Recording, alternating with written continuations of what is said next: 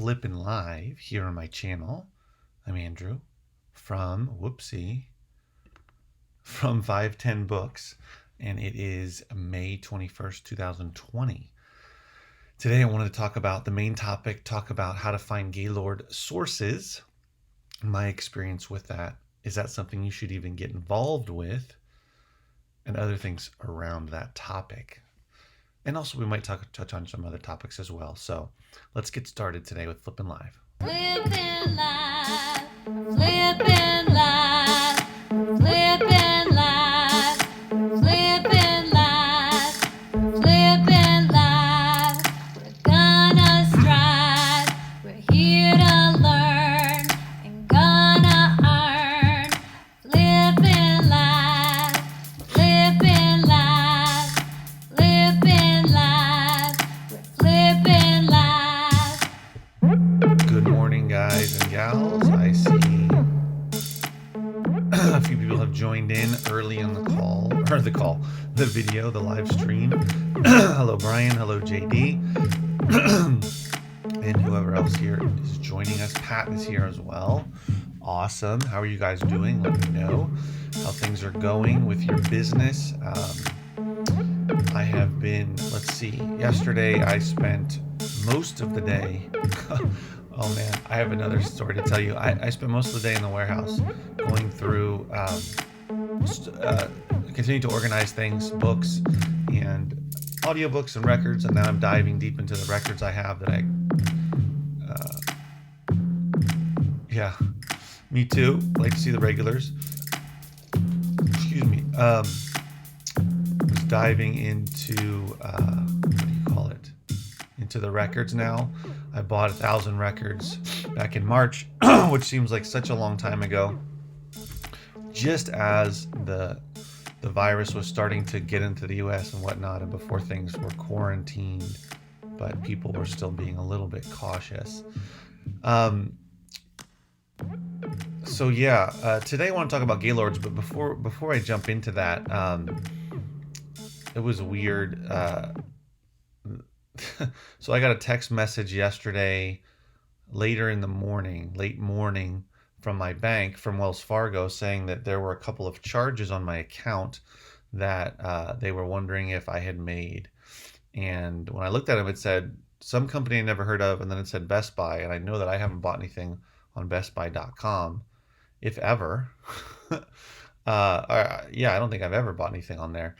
And so I called them and found out that somebody had, I had my physical card, but somebody had actually gotten a hold of my information and had tried to run a bunch of stuff online in a bunch of different websites. Like half a dozen charges showed up.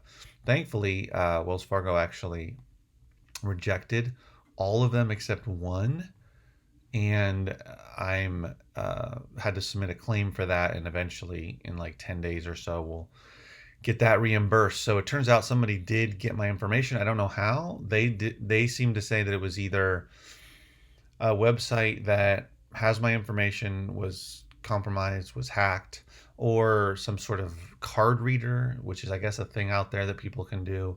Once you swipe your card, they can come along and anyway take your information. But anyway, I'll dive into what you guys are talking about. But anyway, I had to get my card replaced, so that was fun. That wasted some time yesterday on the phone trying to figure that whole thing out. But anyway, I see you guys are talking about thrift stores. First thrift store opened up recently, so I went yesterday and found 6 items. Haven't sourced in a while, so that was fun. And then Pat says, I went by one thrift store that opened. Parking lot was packed. I said, I'll try another day. My assumption is it's going to be packed. It's going to be, you got to be careful, guys. I mean, things are going to open and some people are going to be careless. They're going to, they're probably not going to wear face masks. Maybe even if they require, I don't know, just be careful when you're out there. Even though things are opening doesn't mean that it's that safe. Not just for you, but for family members, etc., people around you. So just be careful with that stuff as things start to reopen. Yeah, JD, it was no fun. So now I'm gonna have to get a different card, which means everything attached to that card I have to go back and And once I get the new card tomorrow, they're sending it to me 2 days, within 2 days. So I should get it tomorrow. I got to go in there and change everything, switch everything out, which is a big pain in the butt. I don't even know. I started making a list of things that I know that I have attached to the card, and there's probably other things that I've just slipped my mind that I have to go back in the account and see what kind of stuff was coming out on a monthly basis, which is probably a good thing, so I get a handle on that. But anyway, yeah, they denied all of them except the one for like $114. But apparently yesterday, like from 10:30, 10:45 a.m., they just pushed through or tried to push through all of these charges. And one guy said that maybe it was that my item or my data might have been stolen months ago, and then what I guess they'll do is they'll sell a bunch of credit card information, whoever's gathering this online as like a package deal, and people will buy it and then just run them, all those cards and see which goes through. Um, so I don't know what they were buying. I don't know if it was for personal use or they were gonna get it for free and then sell it. Um, I don't know, but they did try to buy something for $330 on BestBuy.com. So either they were going to get a new TV or they were going to get something and just try to turn around and sell it themselves. But thankfully, Wells Fargo caught it and they let me know, because I would have had no idea. I don't, which is probably not good, but I don't regularly check my account for that type of stuff. So anyway, who knows? But at least it was caught and it's all dealt with. Pat says, I sold a bunch of weightlifting equipment, though, for a ridiculous amount, so that was cool. Was that your own personal weightlifting equipment, or you actually flipped that? Um, yeah. Yeah, I haven't had my stuff stolen, my information stolen in a long time. Um, so let me show you just a quick little video of what I was doing yesterday. At the warehouse. All right, guys, today, Wednesday, I put all of the kids' books on this shelf where there used to be DVDs. So I still have lots of room, and I have more books that have, kids' books that have been donated to me, some in those boxes there and some others. So I'll be able to add some more. So that was good. And then from there, I was able to move this rolling shelf over here, which is going to slide next to these bookshelves eventually. And I put all the audiobooks there, which then cleared off this little bit of space here on the table, which might just end up being CDs, I don't know. And then I've started going through the records. So these ones on this side, I have 1, 2, 3, 4, 5, 6 crates. So about, those other two are probably 4, so about 10 and a half crates to go. And I already am starting to go through records, making piles for various items. These are our various piles. And this one here is going to be higher priced ones. And then I've got them in different genres: rock, 80s, R&B and soul, reggae, dancehall, gospel. This is 90s, R&B, soul, that type of stuff. And then down here, a lot of 70s soul, funk, R&B, and that's jazz, variety of jazz. So I am moving along, which is exciting because once I finish with the records, then I can make a decision at whether to deal with these CDs over here or just start diving into all the books that I have donated. That's all I have left then will just be, I'll have these pile of audiobooks as well, but it's getting smaller and smaller what I have left to do. Anyway, so that's just a little peek of what I was doing yesterday.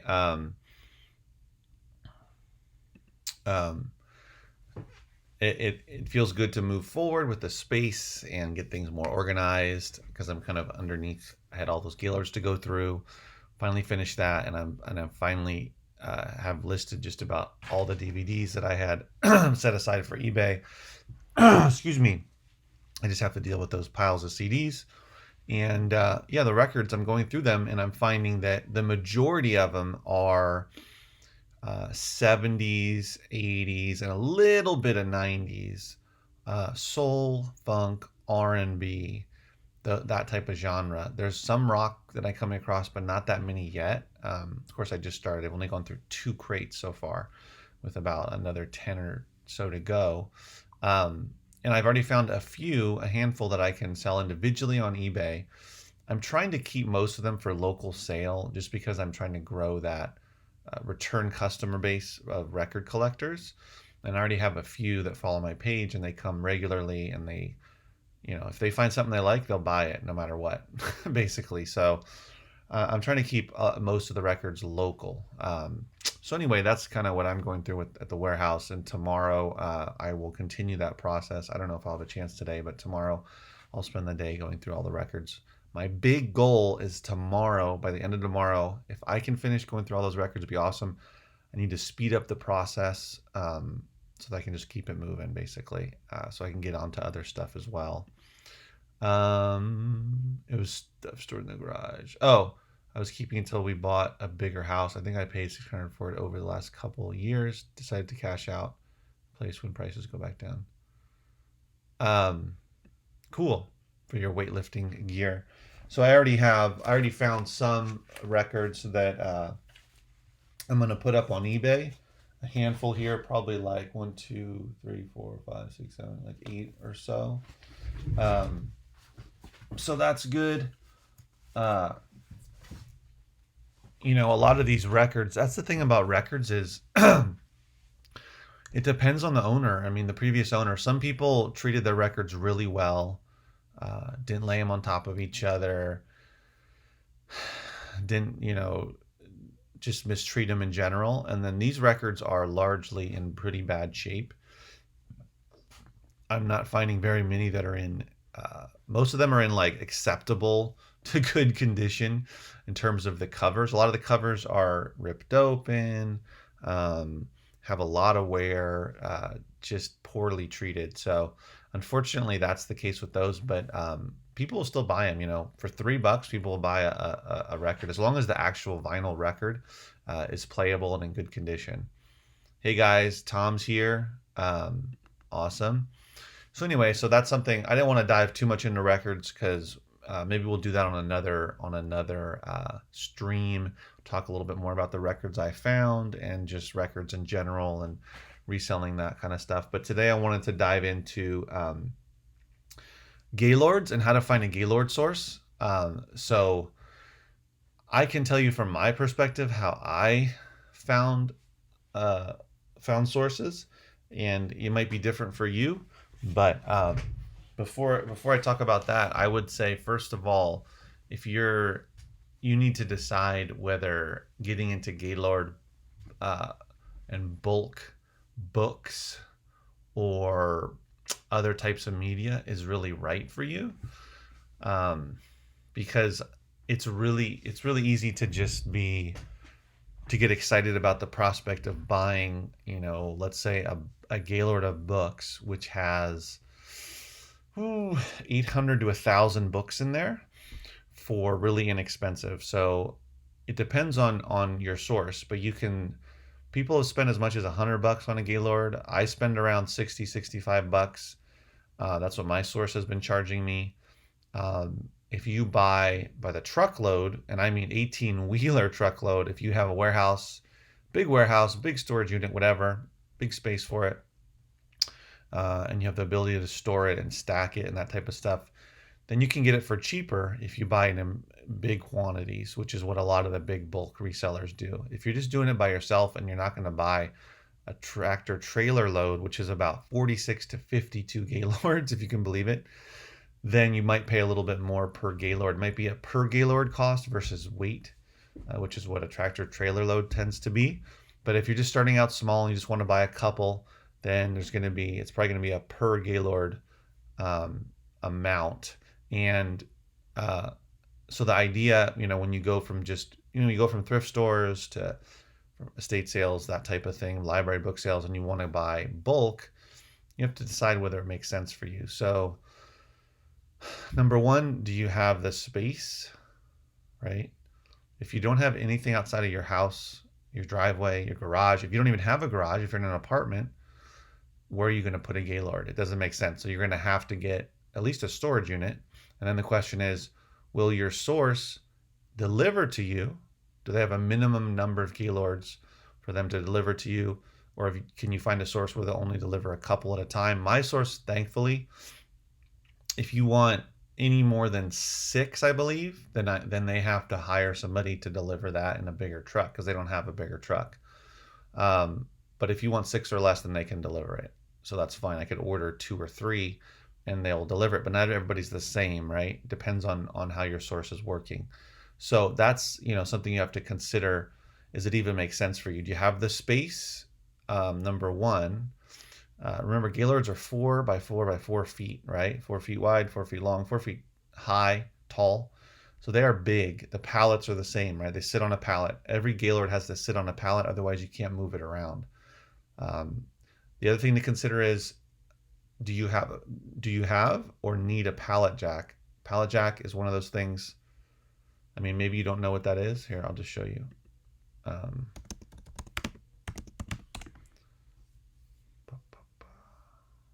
what is happening? Why is this? Hold on. I'm trying to look up on. Oh, I looked in the wrong place. Sorry. Hold on a second. Sorry, guys. I'm looking on Facebook Marketplace just to show you. Here. I'll show you real quick. Oopsie. In case you don't know, that's a pallet jack. So that's an example of 2 pallet jacks.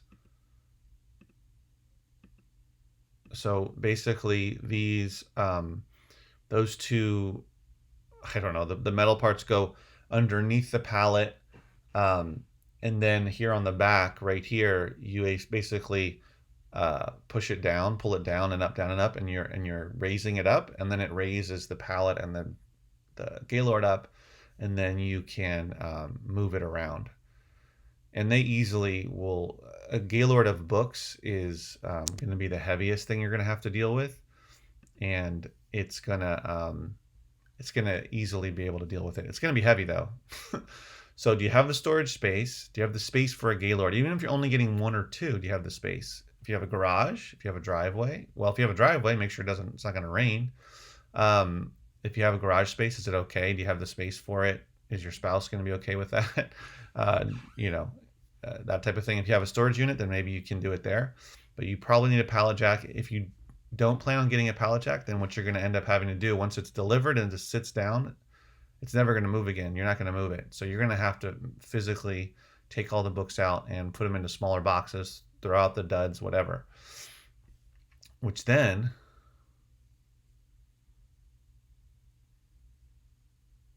okay, cool. Just seeing if you guys had asked any questions. Then so space. Do you have the space? Pallet jack. If you want to move the Gaylords and pallets around, if you need to or want to, do you have a pallet jack? If you don't, are you willing to spend the money? I got mine for cheap. It was used. I think I got it for $40. It was actually in someone's garage at their house, and it was old, but it worked fine. It's worked completely fine. It's heavy duty. New ones can cost as much as like $200, but used you can get them for under $100. Okay, maybe you don't need it. That's fine, but just consider that. Number 3, what are you going to do with the duds? So when it comes to books, there's going to be a ton of duds. No matter how amazing you are at finding books to sell for profit on FBA, Merchant Fulfilled, or eBay, there's always going to be duds because there's going to be books that are going to be too destroyed in terrible condition, or there's going to be a bunch of old textbooks that nobody's going to buy that are just good as door stoppers. There's going to be old encyclopedias. There's going to be old dictionaries. There's going to be old, just computer books from 1997 that no longer apply. There's always going to be stuff like that. So you have to have a way to deal with the duds. So either you're going to have to recycle or throw them away yourself, or your source, which mine did do. I don't know if they still do it, because they were buying them off me for $10 a Gaylord or something, and then they were reselling them actually to Mexico. But then they started that didn't work anymore for them, so they stopped being able to accept them anyway. But excuse me. But then, so if you don't have, sometimes recyclers, if you have a large quantity, recyclers will pick them up. but these days a lot of recyclers are not. So you're going to have to end up, if you can't find somebody to pick up your duds, if you have a large quantity, if you have a Gaylord or two full of duds, what are you going to do? You're going to have to physically throw those out. If you don't have a dumpster, you're going to have to slowly throw them out. So consider all those things. And then the other thing was, oh, right. The fourth thing to consider is, are you physically up for this type of job? So book Gaylords are different than mixed media. A Gaylord of books is extremely heavy. There's no way you're going to tip that thing over and let the books fall out. Only when you get down to the very bottom, and by that point you would have already emptied almost the entire thing. When it comes to all CDs or DVDs, CDs, video games, audiobooks mixed in, that type of thing, mixed media, once you get down to a certain level, you might be able to pull it over and have like a little less than half of the Gaylord that you've gone through. You might be able to physically push it over, pull it over, so that it kind of spills out onto the floor, and you can easily access it. But the thing about books, especially when you're going through the Gaylord, is you have to. So when it's at the very top, it's easy. You just pull them off, and then as you get a little lower, about like a fourth in, a third of the Gaylord in, you have to start leaning over. You have to like, if you're not that tall either, you're gonna have to get on a stool or something, and you're gonna have to try to reach in. So basically, it can be detrimental to your back. You're pulling heavy books out, so it's a lot of physical work. And you also need the space too, not just to store the Gaylords, but to sort all of the stuff. So those are what was that, five things to consider before you even want to learn about how you could find a Gaylord source. I need a pallet jack, Brian says, but no way to transport the pallet jack since I have a small car. Recycler used to take my duds, but now they charge $80 an hour to come get them. Yeah. So yeah, this is important, right? So they used to take them, but now they'll charge you to take your duds off of you, which might be worth it to pay $80 if you're going to make money, right? Just to get them out of your life. So it depends on your situation and what you need to get done. And he also says you have a pallet jack. Yeah. So I ended up utilizing my step parents. They have a SUV, which now doesn't work, but I was able to put it in the back, and the back of it there, you can pull it all the way down so it lays sort of flat, and kind of twist it to the side so you can fit it in like an SUV. You can lay down the seats. If you don't have just a pickup truck, of course, would be the simplest way. But pallet jacks are very heavy. So if you're not going to be able to lift that kind of weight, then you're going to need help with that as well. Of course, if you buy a new one, they might be able to just deliver it to you, or someone might just deliver it to you anyway for a fee. JD asked typical cost for CD and DVD Gaylord. So I've paid anywhere between 200. Okay, here. I've paid between 200 and 250, but I've seen prices between 200 and 300. So that's going to be the range, $200 to $300 for either mixed media or just CDs or just DVDs. Now, Gaylords are not going to come. They're not typically going to be just CDs, just DVDs. Someone's going to have to sort through those for you, which means they might charge extra money for that. They're usually just going to be all mixed together. So that's would be kind of the range there. It's more expensive for those types of items. Books are usually cheaper. If you can get a book Gaylord for $75 or less, that's pretty good. But again, you're going to want to test out the source and see how good those books are. They should be books that are just raw, haven't been gone through by any reseller at all. You don't want anything like that.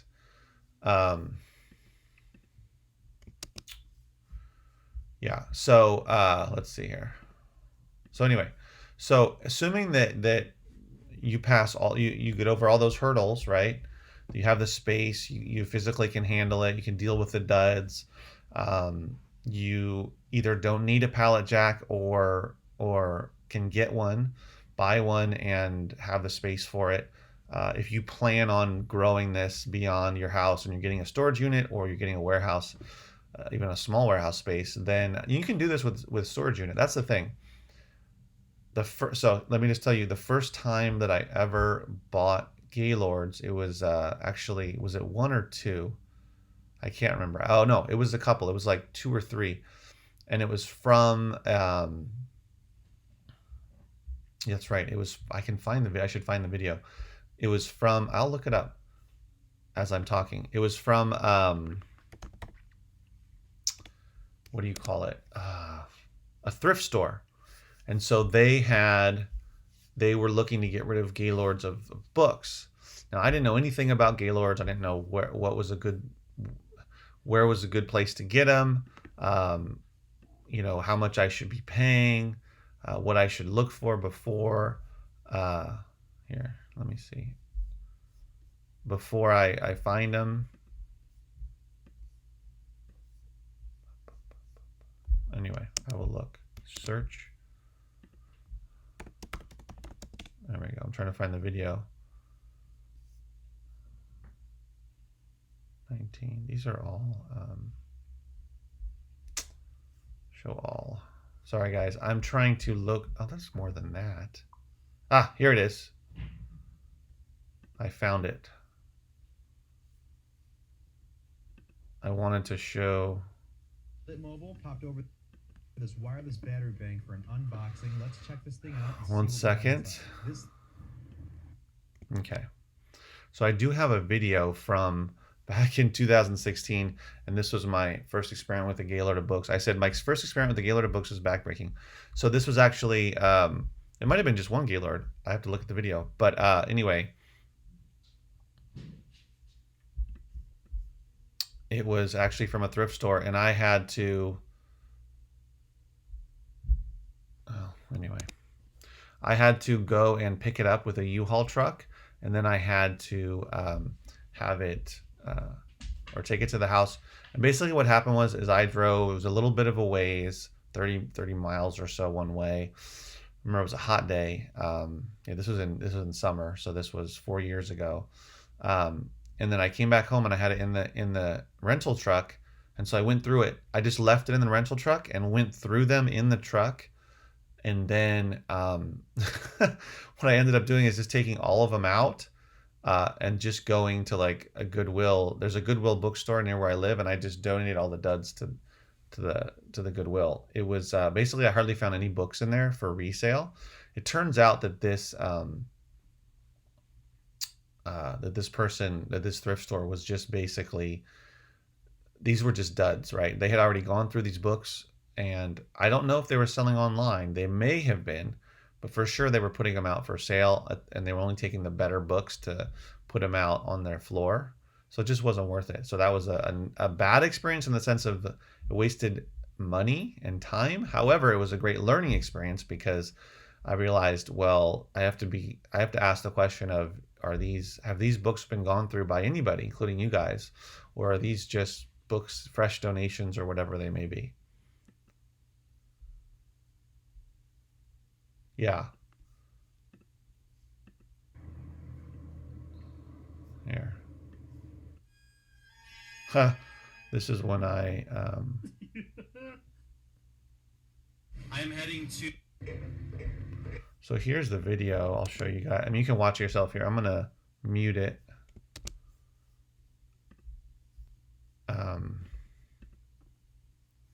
So see, here they were putting the Gaylord of books onto the truck.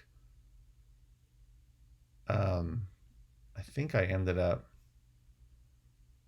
Hold on. I talked about it most of the video. Oh, there we go. See, that was me going through it. You can see there's a lot of kids' books. And back then, I didn't do eBay. I didn't know about the money you could make on. So here's the books that you can see as I started to sort them. Good. Look at that. When I look at this now, I think like, man, you could have put some eBay lots together and made some decent money. So here I talk about some books that I found. So here's some stuff. Here's all the books I ended up eking out a tiny little profit. Yeah. So anyway, so those were that was my first experiment with which shows you, if you're new to the channel, how long I've been. You trust their answers to that question of whether they had been gone through. I mean, hopefully, you know. So here's the thing, right? So that was a source that was directly from a thrift store. I mean, it's up to you whether you want to trust them. I mean, you know, it's like building a relationship, right? You just have to, also, you just have to try. Sometimes you have to buy some bad batches to find the good sources, right? Which for this, I found out real quick that was not a good source. So I wasn't going to waste my time with that. And then I I came across, so the first legitimate source I came across is still the same source that I have. And I came across them, um, you know, this was like, yeah, this has been over 3 years ago. And I bought books from them and I tested that out. And it turned out that I actually did find good books in there. And I did the same thing where I rented a truck. And then I went, after I finished, I actually took the duds to a recycler and they paid me for those books. So I recycled all those Gaylords of books. It wasn't much money, but it was something.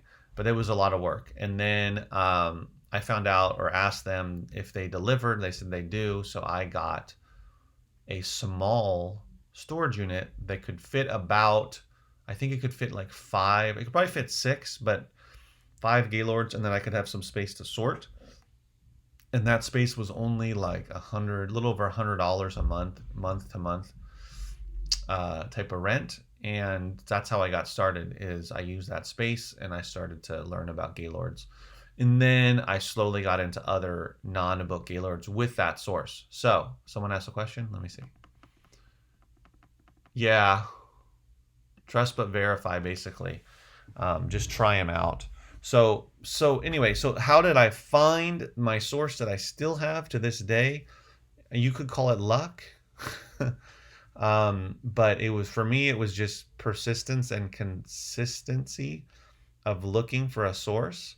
And I found them through one of the local apps. I think it was OfferUp, actually. They posted photos of Gaylords of books and they said, we have Gaylords of books. Basically, we're looking, you know, for people to buy them and buy in bulk.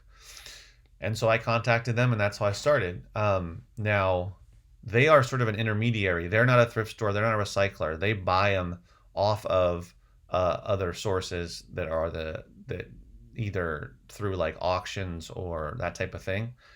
So basically, where do all these Gaylords come from? They come from recyclers or thrift stores. So big, huge thrift store chains like Goodwill, Salvation Army, that type of stuff, they get so many donations, especially book donations, that they can't put them all out on the shelves. And even though they do sell online, not every Goodwill does, but even by the region, by and large, I know there's a Southern California Goodwill account on eBay, on probably on eBay too, but on Amazon. So, but not every single Goodwill does. But anyway, regardless, these giant thrift store chains will get so much that they'll just put them together and they'll put them in Gaylords and they'll auction them out.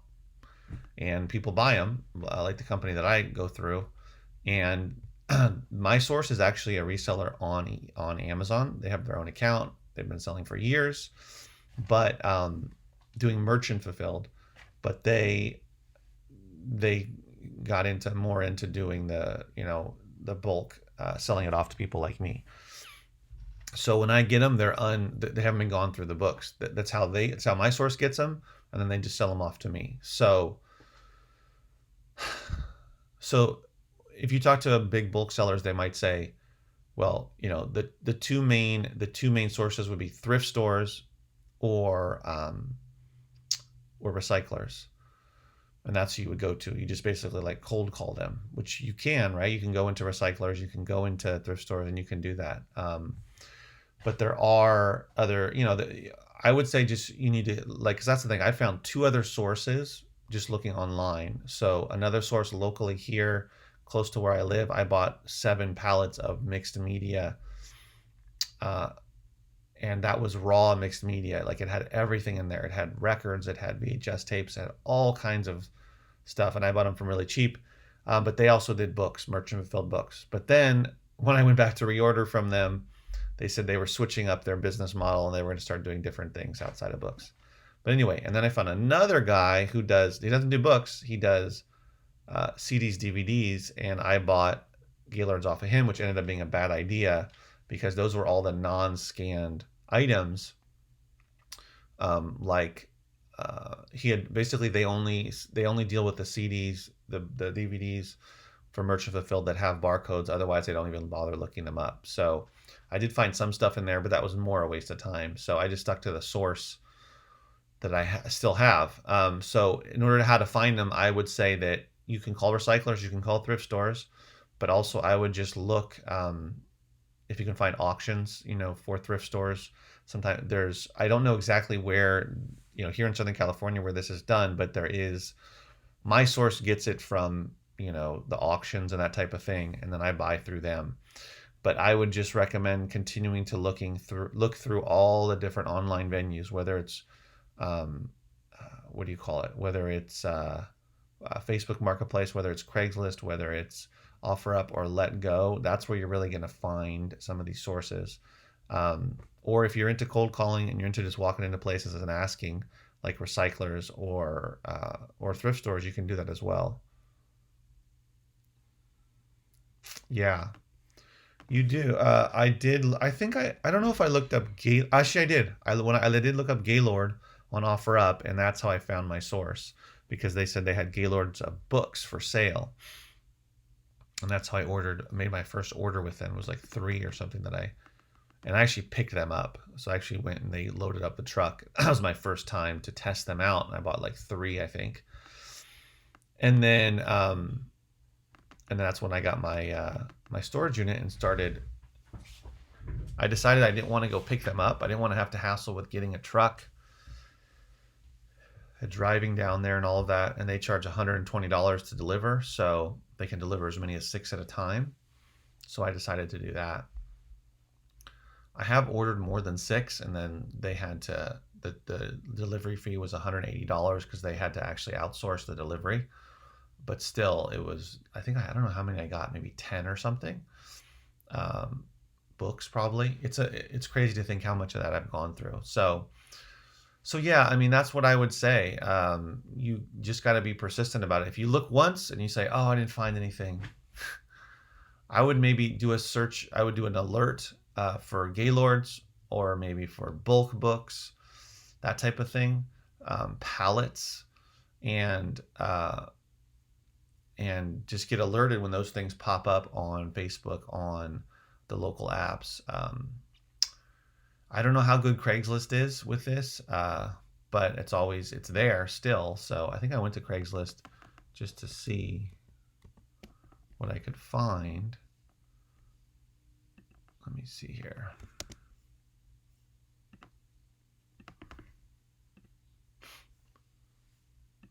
So I typed in, let me move all these.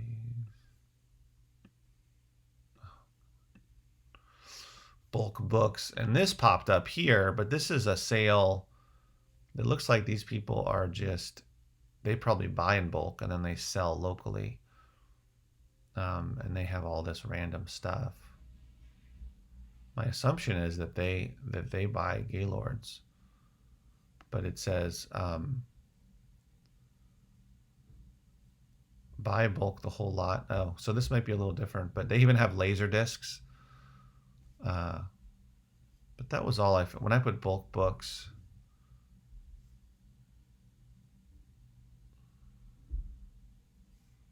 Yeah, I think I did Gaylords.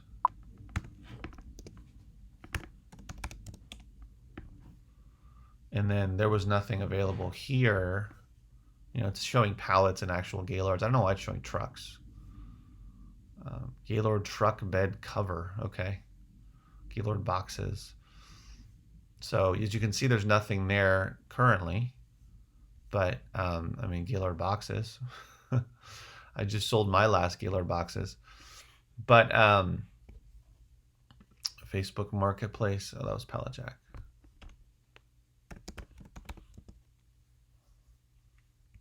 So Gaylord Books.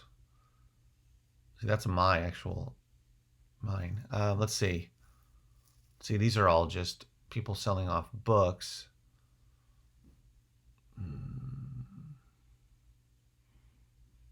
These aren't people that actually have bulk books. But like I said, you know, you gotta just be persistent about that and just keep looking.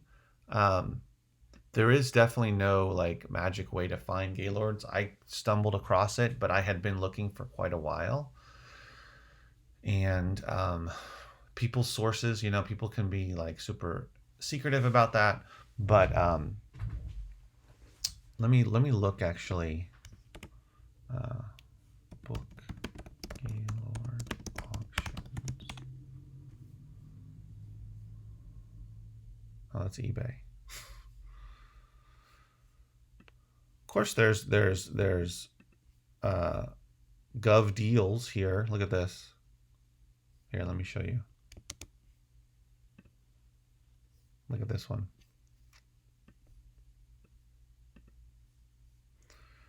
Lot of 4 Gaylord boxes of books. Okay, so people bid on this. $130. I don't know if that's... Okay, so that's for all 4, I guess. Looks like these are older vintage stuff. Western Kentucky University. Withdrawn library books, hardcover, Field of Education. So somebody paid, I guess it's for all 4 of them. I assume 4 Gaylord boxes. So that means $144. So they paid, what would that be? 40. Yeah, almost $50. No, like less than that, $40, right? Have you guys ever gone to Gov Deals? Let's see, Gaylords. Gaylord. Nope.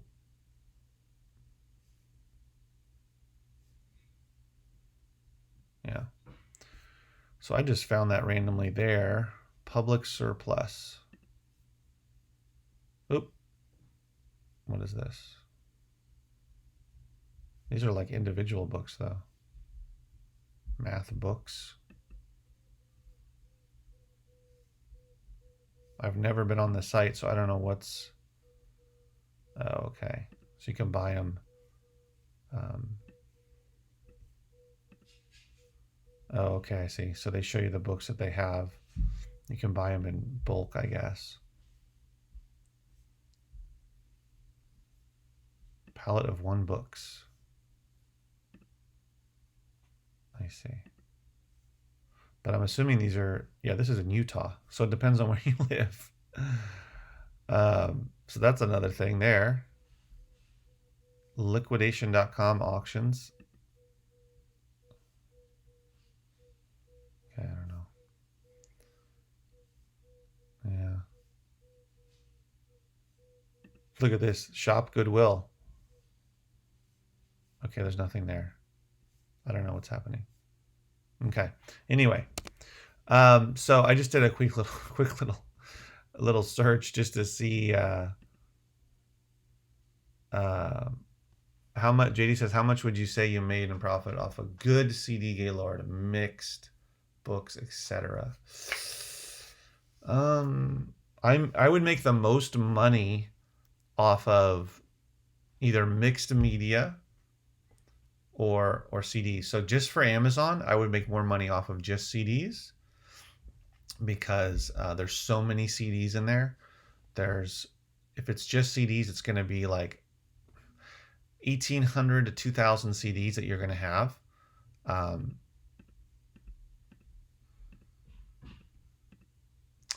And so I would typically, from a Gaylord of just CDs, I'd be able to sell like 75 to 150 on Amazon. That's just FBA, and then another 50, 60, 70 merchant fulfilled. So I'd get anywhere between like 150 to 200 between FBA and merchant fulfilled out of like almost 2,000 CDs. So I could do really well. That alone would, I mean, if I have 150, it depends on what your average profit is, but let's just say $5. Um,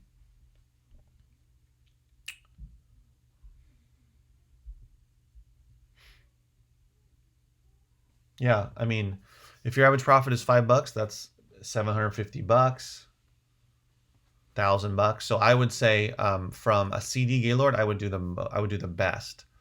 Just Amazon.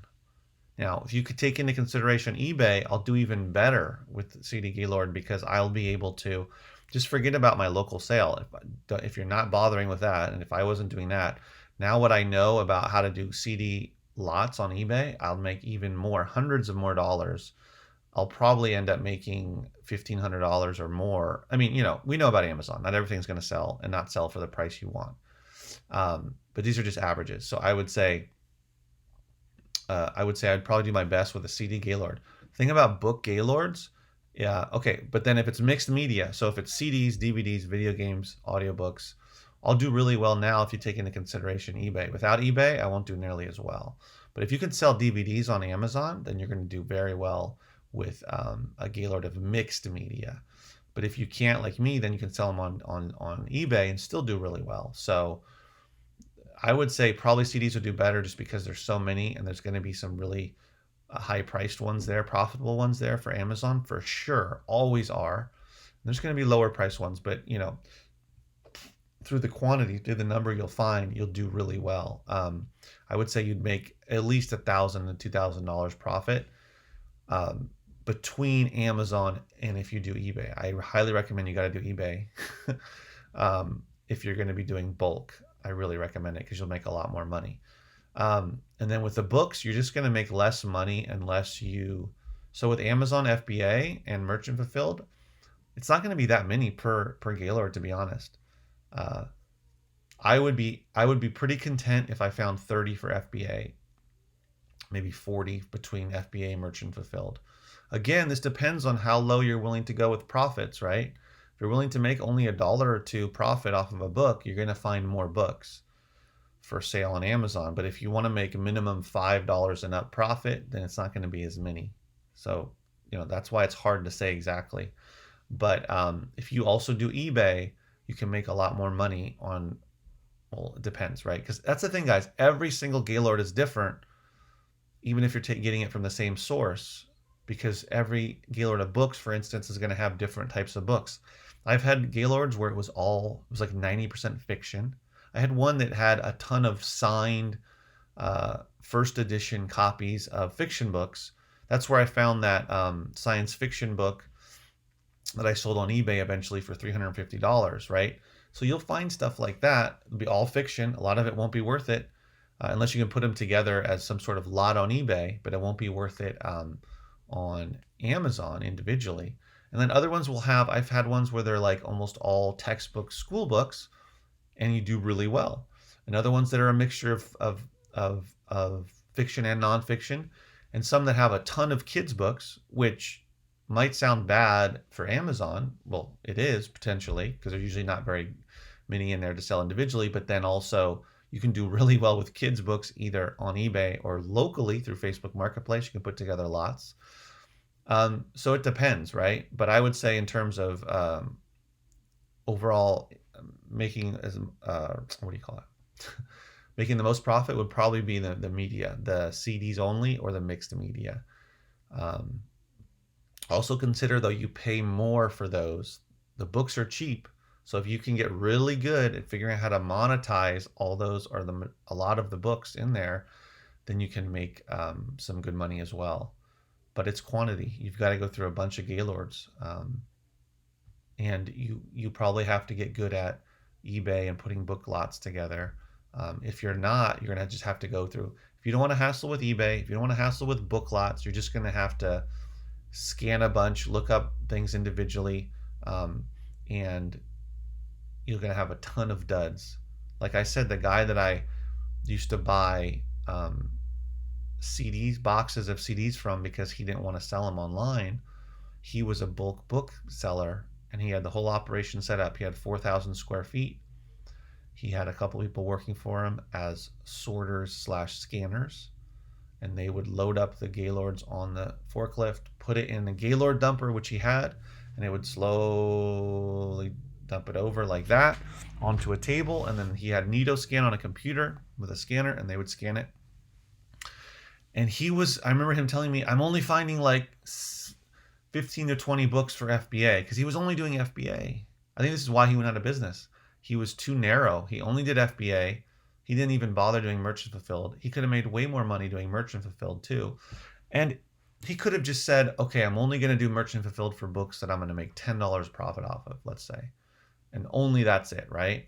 And set that trigger and I bet you he would have built up a sizable inventory, and he could have made more money. Whatever. He didn't want to do that. He wanted to just be quick. He wanted his guys to go through the Gaylords fast, only find FBA, and then the duds, which would be the overwhelming majority of the books, would just get dumped back into another Gaylord, put that up on a rack, get another Gaylord. They'd go through them really quick, go through, I don't know, 20, 25 in a day, whatever. Maybe more, I don't know. But it was dozens, I know. And then he would, at that point, sell off all the duds by the truckload to recyclers who would come with a tractor trailer, 18-wheeler, and pull into the dock and then just load it up. Load up like 45, 50 into a truck, and he'd make some good money off of that. So that's how he would. And also, he was selling, sometimes he would sell the duds to thrift books, and they would pay him for that. So anyway, but that's why I recommend diversifying, right? If you're going to go into bulk, and if you just want to do it yourself, that's fine. But you need the space. You need to be able to physically do it. You have to have a plan for the duds, whether it's book duds or if you're going to do mixed media. The good thing about non-books, the good thing about CDs and other media, is that most of that stuff you can sell, right? Almost every CD that is in good enough condition, I can put into a lot. If I can't sell it individually on Amazon or eBay, I can put into some sort of lot based on the genre or the artist and sell it on eBay.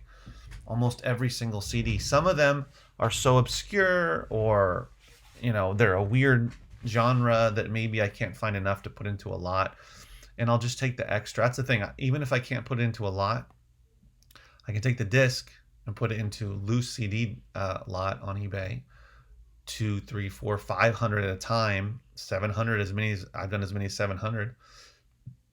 Excuse me, and do an auction. I mean, you can do buy it now, but I like to just do it fast. Do an auction, and you can make money off all that stuff. Whereas with a book, there's tons of books that, trust me, you get a Gaylords of books, there's going to be a ton of books that just aren't going to sell. Nobody's going to buy them no matter what. And those are just duds, and that's a lot of them. But with the CDs, the audiobooks, the DVDs and the CDs, and the video games, you're pretty much going to be able to sell those. Maybe not all the audiobooks, but there's not going to be a ton of those in there anyway. Yeah, so I'm kind of going on and on. Pat asked, did he get out of the business when they changed the storage fees? Yes, he did. He he had been selling, I don't know how long he had been selling on Amazon, but yeah, when that happened, when was that? 2017, I think, when the fees increased. And he just couldn't stay in business based on his FBA only model.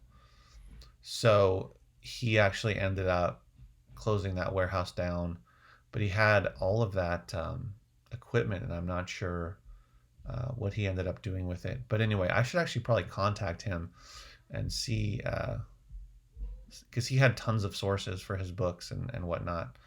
But I think he was a little too scattered, because he was trying to do all these different things with the books when he should have just focused on diversifying and going into, I understand maybe not wanting to do eBay, but to at least do merchant fulfilled.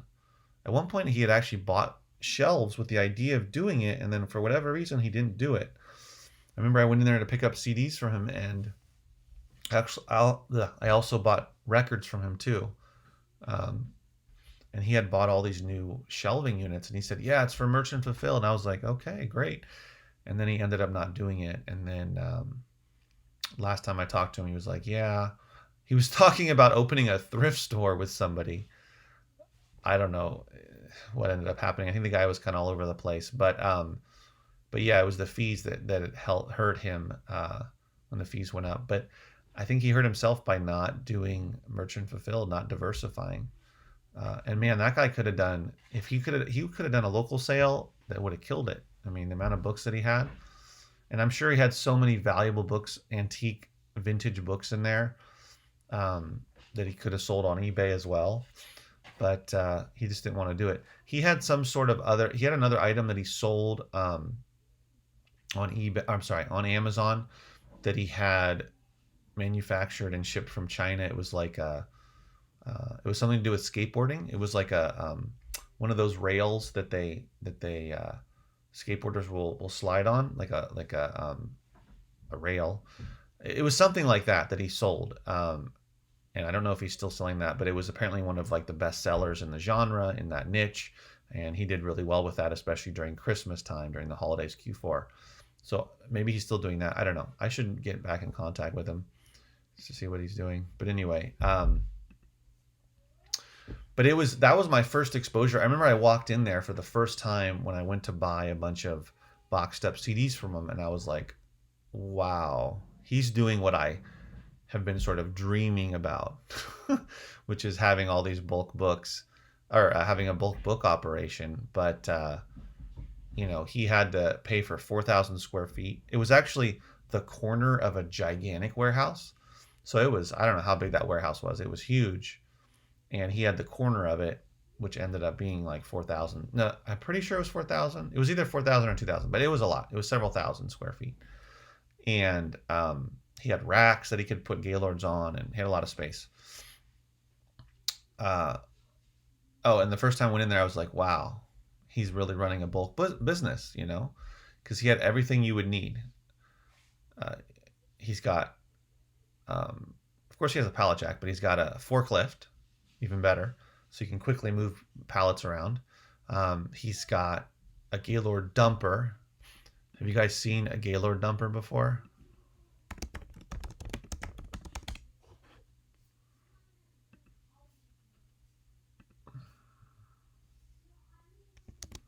If you guys have not seen a Gaylord dumper, this is what it looks like. So there's a variety. There's different types. Whoopsie. So, so it basically goes in there into the little container, and then you stick it in there with however you get it in there, whether your forklift or your pallet jack. Here's one in it, and then it dumps it over, and those cost thousands of dollars. But anyway, he had one of those, and I don't remember which one he had, but anyway.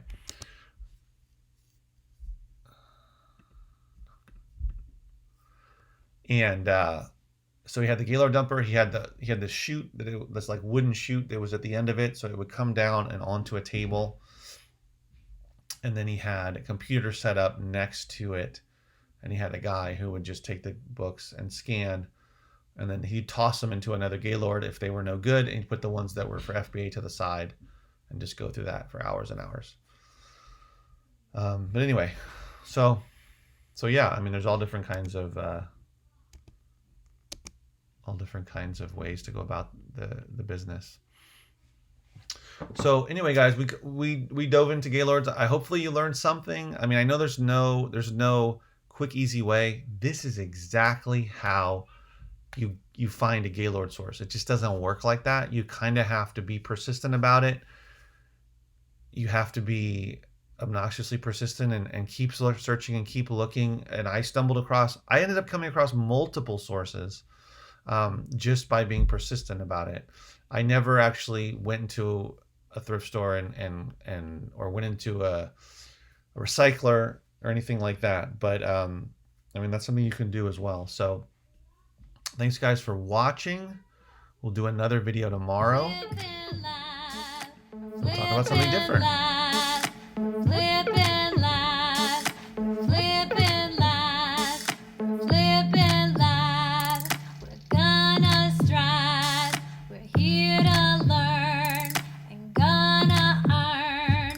Flippin' live, flippin' live, flippin' live. We're flippin' live. I just sold this. I pulled this out of a Gaylord. Yeah, this came out of one of the Gaylords, one of my last Gaylords, and I had it up for $40, and then I took an offer for I think $28. So it's like a CD DVD thing, more of a expensive one. So that was a really great sale that I just had. That wasn't up for very long either on eBay. But that's what I mean, guys. This is the kind of stuff that if you don't do I think because it has a DVD I couldn't do on Amazon. I can't remember why I didn't do it. But anyway, yeah, if you're gonna do bulk, I recommend diversifying to merchant fulfilled. Some people do bulk books and they only do merchant fulfilled, by the way. They don't even touch FBA. So I recommend doing it all though. And deciding, you know, if that's something that really makes sense for you. So thanks for watching, guys. I really do appreciate it. This was day 19 of Flippin' Live. 19 days in a row of going live during quarantine. I can't believe the hour goes by so fast. But if you like the video, please give it a thumbs up. If you're new to the channel, please subscribe. And we'll be here again tomorrow at 7 a.m. What is tomorrow? Friday. And I hope you guys have a profitable day. Hope you guys are able to list some things, source some stuff, and make some money. And thanks for watching. As always, guys, keep booking and make sure and stay safe out there. Stay away from people. Wash your hands. Wear your face mask. I'll see you tomorrow. Take care, guys.